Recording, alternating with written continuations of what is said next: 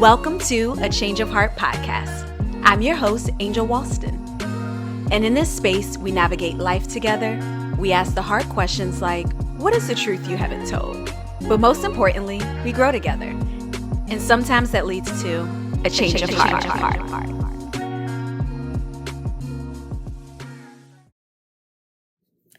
Hey everyone, welcome back to A Change of Heart podcast. I'm your host, Angel. And if you're listening for the first time, hey girl, hey, welcome to the potty. If you are a returning listener, hey girl, welcome back. I know I missed last week. I didn't get a chance to upload anything. And I'm going to go ahead and let you know now. There will not be an episode next week because I will be out of town as of Wednesday. So on the 14th, there will not be an episode, but I will be back on the 21st, hopefully, for a new episode. So my apologies for missing last week, but we will run it back 2 weeks from now, okay? All right. We're not going to do a question of the day. I wasn't really feeling one, so we're going to skip the question of the day. But today's topic is healing is not linear. And this is something that I feel like we've all heard. We've probably said it before. We're aware of it. But a lot of times as we're going through our healing journey, it can be frustrating when it's not a linear situation, when it's not this straight line to healing, when it's not this easy line to healing where it feels like it's a bunch of squiggles, it's a bunch of turns, sharp turns, like dead ends, all these different things that makes it feel like it's just so hard to get to the other side of where we started. And so I wanted to talk about that today because I came across this article by Mendoza and talking about how our healing journey is not this linear thing.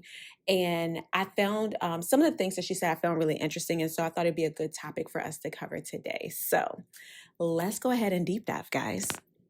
So one of the things that she said in the article, and I'll make sure that I link this article in the description box on my YouTube channel and the show notes for the podcast.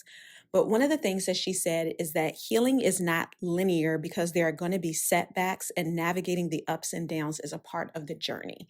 And I think that's such a powerful reminder for us because a lot of times as we are going through our journey, specifically when it comes to a healing journey, like I said earlier, we want it to be this straight path. We want it to be something that's easy. We want to overcome. We want to have our breakthrough. We want it to be something that happens quickly. But in reality, when you're going through a healing journey, it is a lot of kind of, I don't want to say ups and downs, but to an extent, there are a lot of ups and downs. There's a lot that you're navigating. There are a lot of things that you're having to figure out along the way. You're having to respond to triggers in a different way. You're having to just respond in general in a different way than what you normally have. Like that's a part of the healing journey.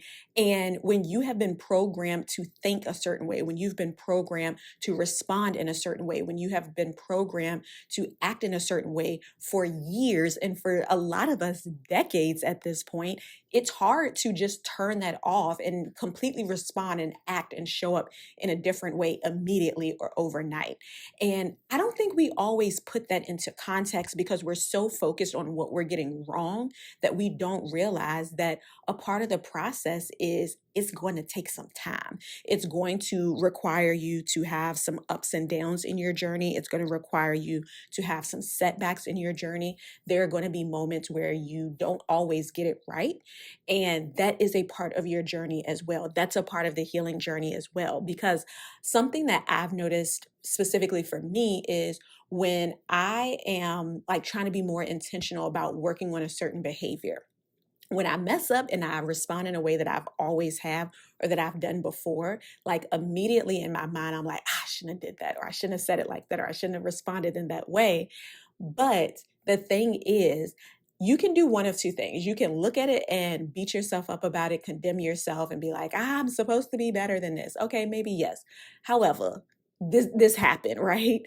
You can look at it from that lens, or you can also say, I could have done that differently. And even just the fact that I'm thinking about that, hey, 5 years ago, I wouldn't even thought about doing it differently. I would have set in whatever I said, did, how, whatever, and been okay with that, knowing that it was wrong. But even now, I know better. And even though I didn't do better in this moment, I'm aware now that I can make a different decision going forward. I can choose a different response going forward. I can make better decisions going forward. And I think that we can get lost sometimes in the setbacks and feel like a setback is the end of our journey. And it's no, that's a part of your journey. And that I think is the mistake that we make as we are dealing with the ups and downs of the healing journey. When, not even just the healing journey, but our journey in general, just to become a better woman. We can get so focused on the setbacks, we can get so focused on the down part of the ups and downs that we feel like we are stagnant, we're stalled, or we're not making any kind of progress, when in reality, you have to change that mindset to accept this is a part of my journey. This is not a mistake in my journey. This is not the end of my journey. This is not a holdup in my journey. This is a part of my journey. And this is ultimately also helping me to get to the place that I want to be. I think for a lot of us who struggle with perfectionism, it's really hard to make mistakes. It's really hard to not get it right every single time. It's really hard when you feel like you're making progress and then it feels like you're making no progress at all. It's hard when you're in a space where it's like, I should be better than this. I should be making better decisions. I shouldn't be still struggling with this. It is a part of your journey. And yes, there are going to be certain times where you get to a point where it's like, okay, you've grown from this. You've experienced this situation before. You've experienced this trigger before, and you know better. You know how to do better. Yes, we're going to have those moments. You're going to have them come to Jesus moments where you have a heart to heart with yourself. But also remember that even as you're having those moments, you are not just fighting against yourself that is trying to make different decisions, that's trying to make changes that you have had to deal with your entire life, but you're also fighting against generations for some of you. So the changes that you're trying to make, for some of y'all, your mama don't get it, your sister and them don't get it, your cousins don't get it, your family doesn't get it, your daddy don't get it, your friends don't get it. It's like you're trying to make changes for the better. You're trying to make changes for yourself. And there are people around you that it's like, girl, if it was me, I would have da da da da da da. I would have popped off. I would have acted like this. I would have did that. And so you have all of these outside factors along with this internal dialogue that you're trying to fight against that you have carried with you for majority of your life that you're now trying to change.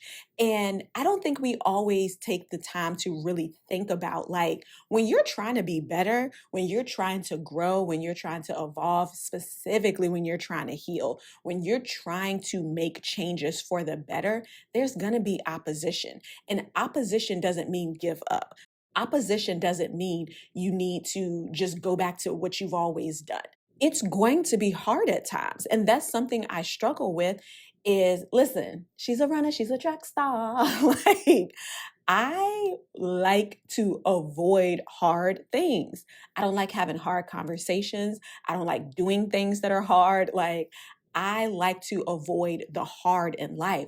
But something that I've had to accept and understand is that a part of my healing journey is going to be hard. And a part of me getting to the other side of it is I got to work through the hard things. I have to press through the hard things. I can't just give up because it's hard and I don't want to feel this. I don't want to deal with this. I don't want to have to address this. That's a part of it. And I definitely have an avoidant personality type in a lot of ways. Like, I have some things that I will address head on and I'll go right into it, right at it. But there are also parts of my personality that is very avoidant.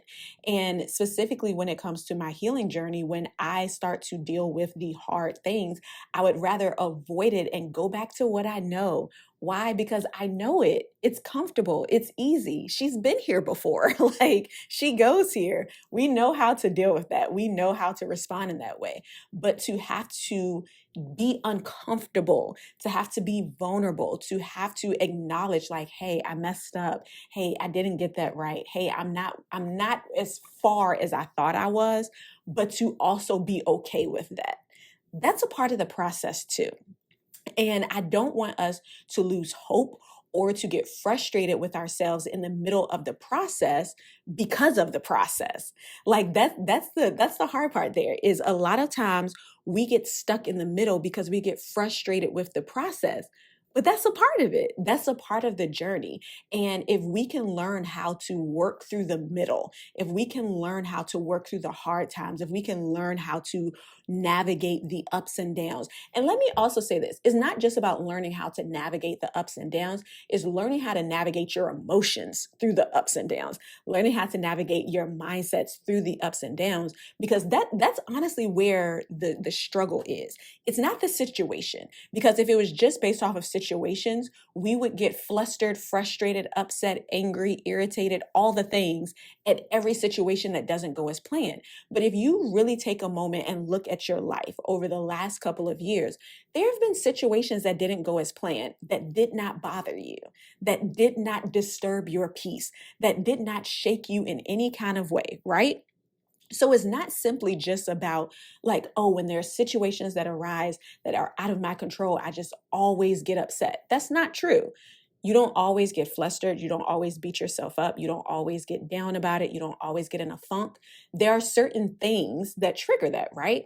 And so it really is a matter of learning how to manage our responses to these things. What are the things that I'm speaking to myself when I'm put in certain types of situations?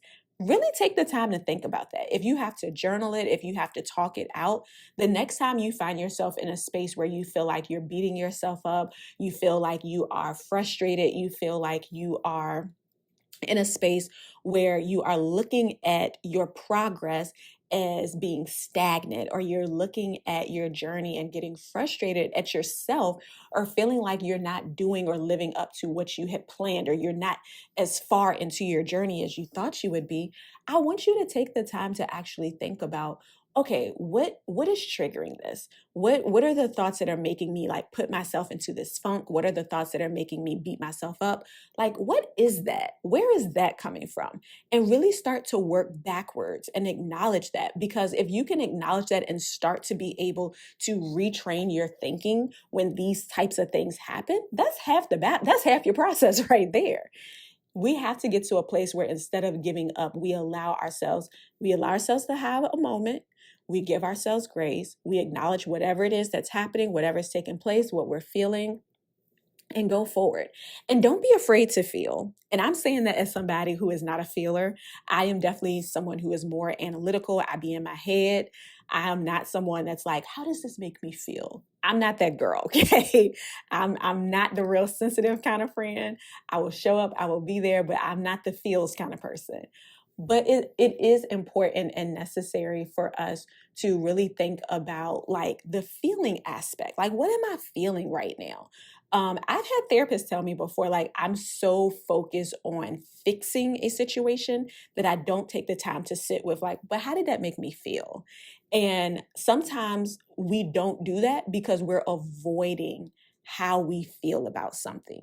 Like, if you really take the time to be like, okay, I feel disappointed in myself. Why? I feel disappointed in myself because I didn't do X, Y, or Z. Okay, and what is that rooted in? Well, when I was younger, and then it's like you go down this whole little path and you really start unlocking like all of the different things that you have been carrying since you were 7 years old. You start thinking about like, oh, well, I have an achievement type of personality, so when I achieve things, I feel good about myself. I was rewarded for doing well. I was rewarded for doing well in school. I was rewarded when I was the good kid. I was rewarded for the things that I achieved. And so now, as an adult, when you feel like you're not achieving something, when you feel like you're not succeeding, when you feel like you're not getting something right, you feel like you have to have a consequence associated with that. And for some of us, that consequence is condemning yourself. That consequence is making yourself feel bad for not achieving what your goal was. The consequence is guilt. The consequence is shame. The consequence is negative self-talk about yourself. Really take the time to think about that, because that is something, that's a pattern that we have to unlearn, that we have to break.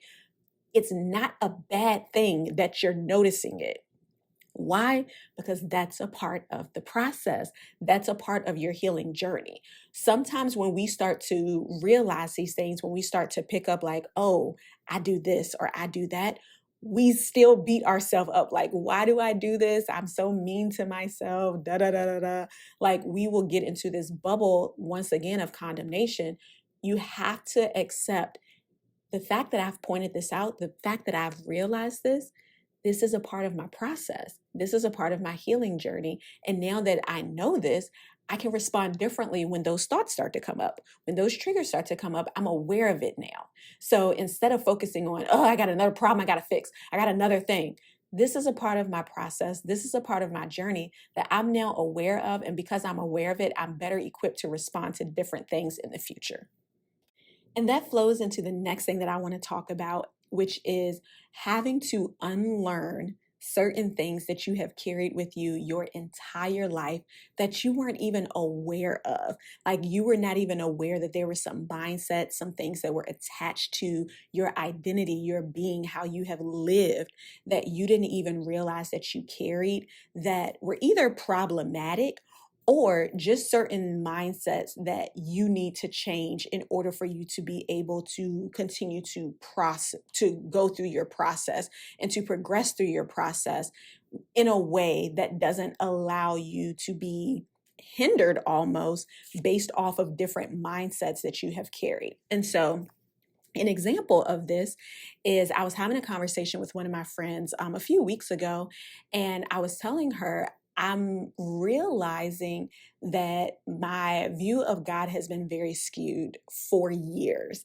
And I'm realizing that I have not fully allowed myself to experience the fullness of who God is as far as my relationship with Him, because instead of viewing him as God the Father, I view him as God the supervisor. And I like it literally just clicked for me like 3 weeks ago that I have like carried this mindset regarding how I view God.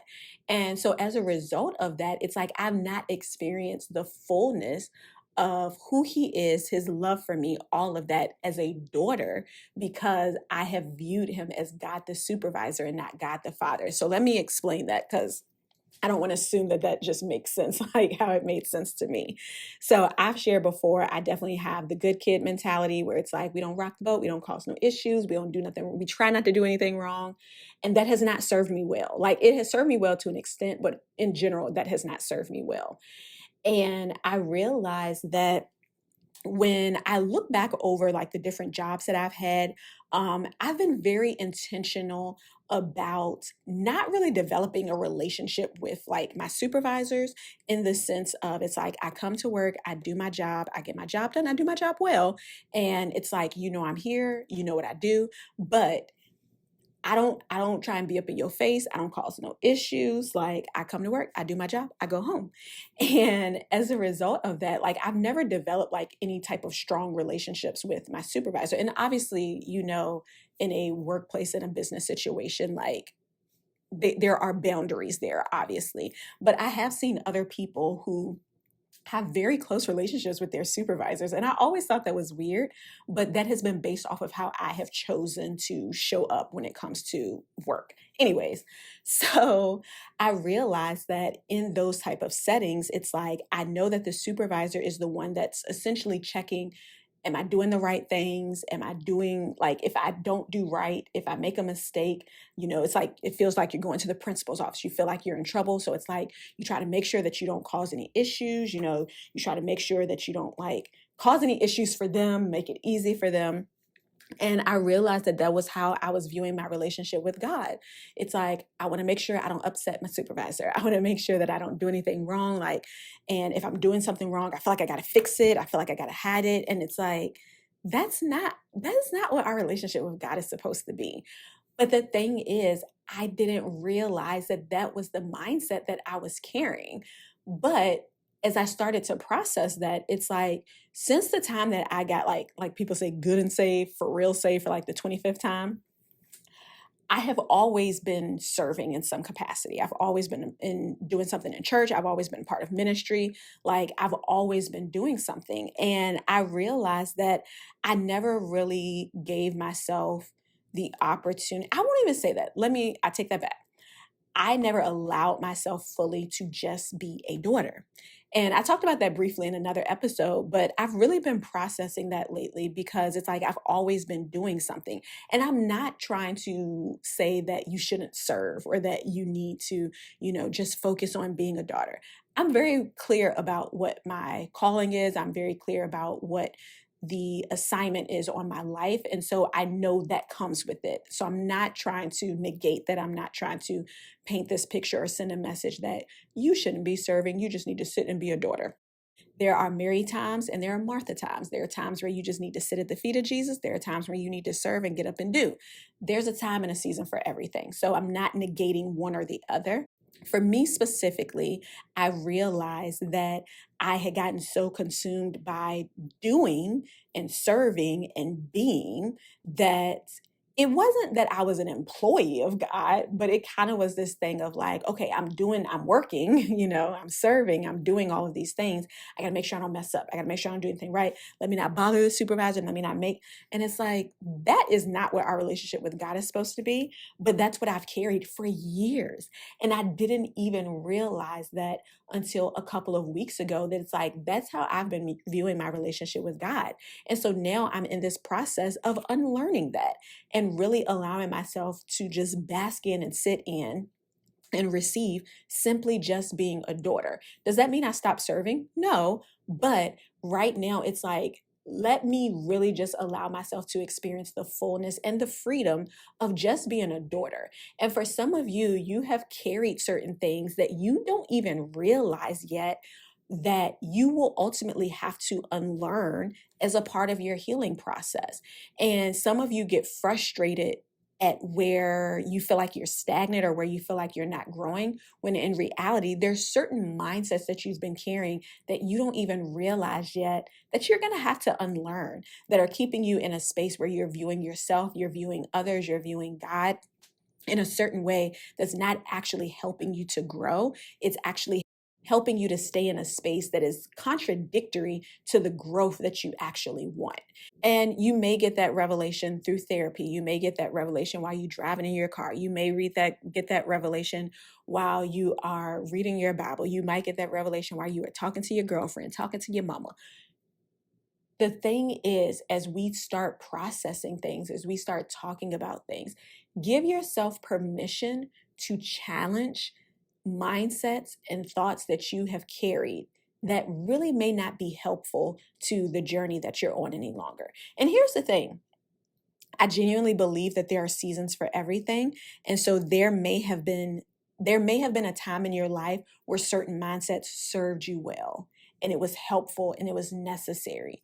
But also understand that seasons end, you outgrow seasons change, and sometimes you have to adapt new mindsets. You have to change along with the season.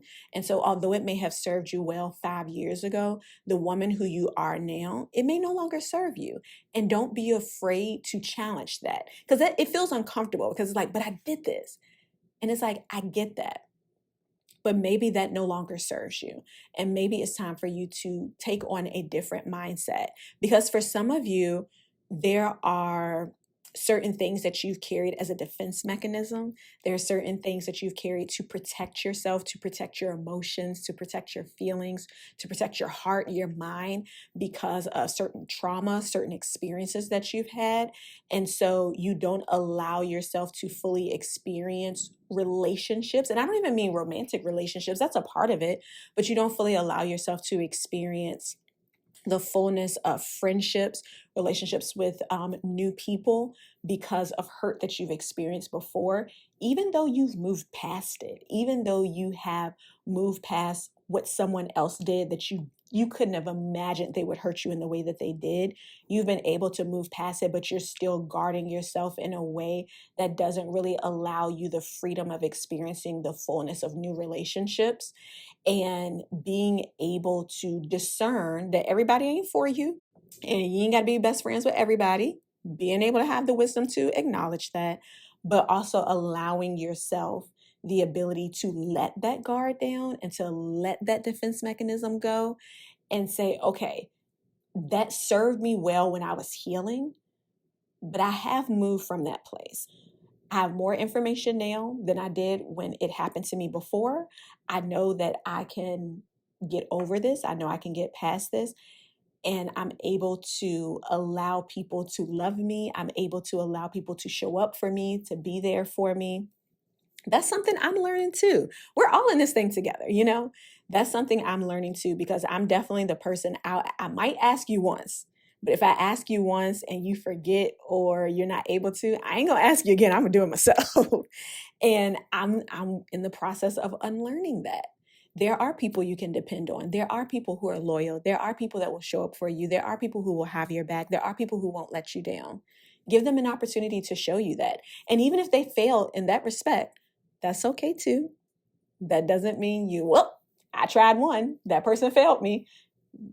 Give people an opportunity to show you opposite from what you assume that they're going to do, especially when that assumption is negative. Last thing I want to talk about is, while we're understanding that healing is not linear, also understand that healing is not the same. And what I mean by that is, for some of you, you feel like other people's journey, other people's healing experience looks like it was linear based off of your perception of it, right? Based off of what you're able to see or the information that you have. But in reality, everyone's experience is different. I don't care how you want to look at it. You may think that this person's journey was a straight line. It was easy. It was quick. It was fast. And maybe that is the case. I hate to be that person that's like, well, you don't know what going behind closed doors. You don't know what like, maybe some people are just happy. Like, let them be that. But I do want us to be very cautious about not comparing our journey to other people's, because for one, you don't know. You really don't know what people deal with that they don't share. You don't know the work that people have been in. That's the other thing too, is because you see somebody post something where they may share something that they've overcome, but you don't know how long they've been working on that thing. You don't know like the issues that they've had to deal with. You don't know the work that they put in. At the end of the day, instead of comparing your healing journey to someone else, let that inspire you. Let that be something that you can see like, okay, if that person can overcome it, if that person can get through it, I don't care how long it takes, I can do it too. Like, that is a possibility for me. And I think we end up, instead of being inspired, we get disappointed. We can be let down when we see someone else growing, when we see someone else in the position that we feel like we should be in. And it's not always necessarily like a jealousy thing. It's just a thing of like, why can't I get there? Like, why can't I figure this out? Why can't I get to the other side of this? Why does it seem like it's so easy for this person, but I feel like it's so hard for me? Not everyone's experience is the same. Your journey is specific to you. Your healing is specific to you, and how you go through it is specific to you as well. There are a lot of people that will give you advice, myself included, because y'all know I'll be over here giving my 3 points about, do this, do that. But there are people who will give you advice. There are people who will tell you how they were able to get through certain things, what their healing journey looked like. And that's great. Like, I'm not negating that. There's nothing wrong with that.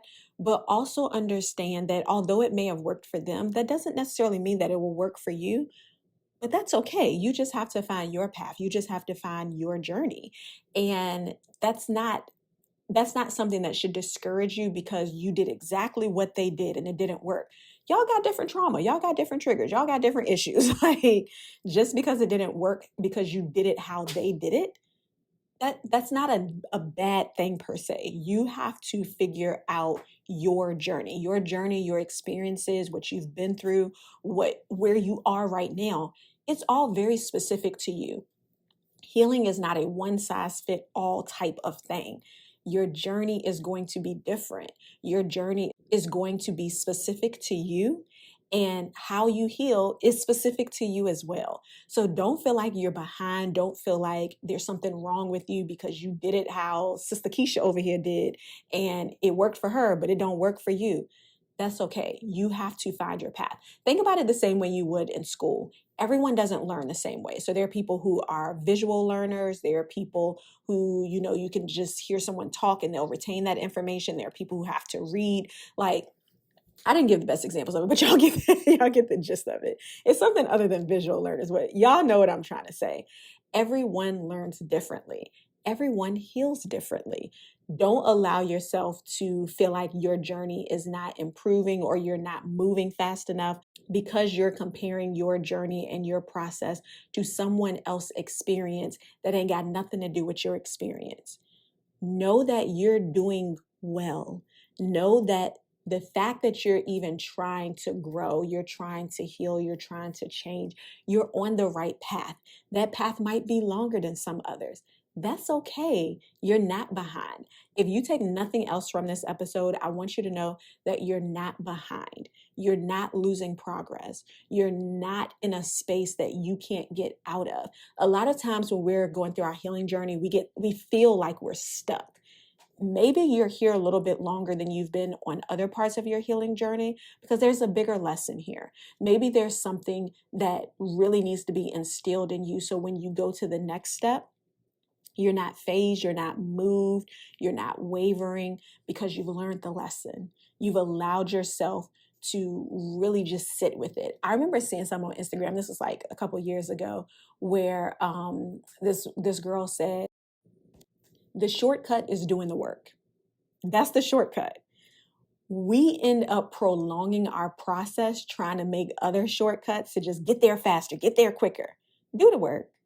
Take the time to heal. Take the time to really deal with your stuff. Take the time to really acknowledge whatever it is that you need to so that you're not in a space that you continuously end up coming back to a space that you should have learned already. Allow yourself the grace that you need. Allow yourself the time that you need. Allow yourself to really be able to do the work without judgment. I know that's the hard part because I be judging myself too, but allow yourself to do the work without judgment. And guess what? You're doing great, sweetie. You're doing a great job. You are making the progress even when it feels like you're not. Sometimes it may feel like you are moving at the pace of a snail, and that's your business. But ultimately, you're still moving. Progress is being made in your process. Don't overlook it because it feels small or minuscule to you. It's still progress. So I just want to encourage you as you're going through your healing journey, as you are evolving, as you're growing, as you are your own you project, as you're working on yourself, know that you're doing a great job even when it feels like it's hard, even when it feels like you're not where you thought you would be by now. It's okay. You're doing great and you're putting in the work. Think about this. You are steps ahead from where you were when you first started. You're way beyond from where you first started. Don't forget to acknowledge that, because if you only focus on where you have not gotten to yet, you will overlook how far you've come. So take a moment today to really just acknowledge, like, dang, I've grown. I've been putting in the work. I can see the change in me. I can acknowledge these things without saying, but I'm not here. But I got to, no buts. Just acknowledge how far you've come. All right, I hope that this was helpful. Don't forget, make sure that you share it with a friend. And until next time, be whole, be healed, and be authentic. Have an amazing week. Bye. Don't forget, we will not be here next week. No podcast next week, but I'll see y'all on the 21st. Bye.